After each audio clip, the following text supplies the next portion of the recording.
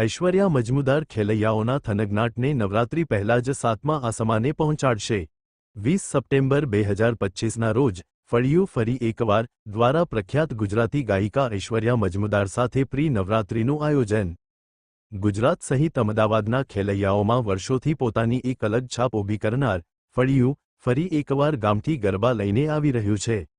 આ વખતે ફળિયું દ્વારા અમદાવાદીઓ માટે પ્રી નવરાત્રીનું પણ આયોજન કરવામાં આવ્યું છે। બીટ પડે અને પગલાં થીરકે એમ ફળિયું આવ્યું એટલે બધું જ ચમકી જાય છે।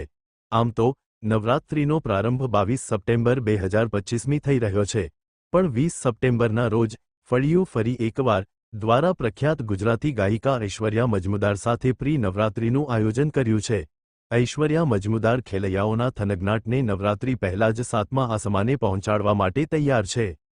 આ સમગ્ર ઇવેન્ટ અમદાવાદના કર્ણાવતી ક્લબ રોડ પાસે આવેલા સુરામિયા ફાર્મ ખાતે આયોજિત કરવામાં આવી છે। ફળિયું ફરી એકવાર ધ વ્હાઇટ ટાઇગર એન્ટરટેઇનમેન્ટના ધ્રુમિલ ખમાર દ્વારા ઓર્ગેનાઇઝ કરવામાં આવી છે। Report by Ashwin Limbachiya, Ahmedabad. તૈયારીઓ ખૂબ જોરશોરમાં ચાલી રહી છે। અમે એકચ્યુઅલી નવરાત્રિ માટે તો ખૂબ એક્સાઇટેડ હોઈએ છીએ, પણ પ્રી નવરાત્રિ ખાસ કરીને જ્યારે તમારા પોતાના શહેરમાં તમને કરવાનો મોકો મળતો હોય ત્યારે નેચરલી તમારી પોતાની પણ આતુરતા જુદી હોય। તમને જે મને 10 દિવસના સમયમાં મુંબઈમાં કરવા મળશે એનું સારામાં સારું મારું જે ગમતામાં ગમતું હોય તે મારે એક દિવસમાં એક રાતમાં અમદાવાદમાં પ્રેઝન્ટ કરવાનું છે। સો એનો એક ઉમળકો જ જુદો હોય અને લાઈક આઈ સેડ મને ટ્રેડિશનલ ગરબા તરફ મારું પોતાનું જ વલણ વધારે છે, મને ગમે છે વધારે, એટલે હું પ્રયત્ન રાખીશ કે વધુ એ હોય।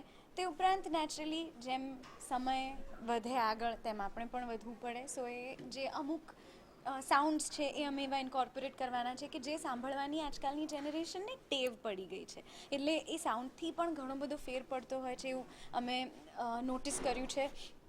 અને અમને એકચ્યુઅલી આખી દુનિયામાં જ્યાં અમે પ્રી નવરાત્રિ કરીશું ત્યાંથી અમને બધી ખબર પડી જશે what is working, what is not working, શું સરસ છે અને શું અહીંયા અમદાવાદમાં અમારે પ્રેઝન્ટ કરવું છે, એટલે બધાનો સારામાં સારો રસ અમે અમદાવાદમાં પ્રસ્તુત કરવાના છીએ।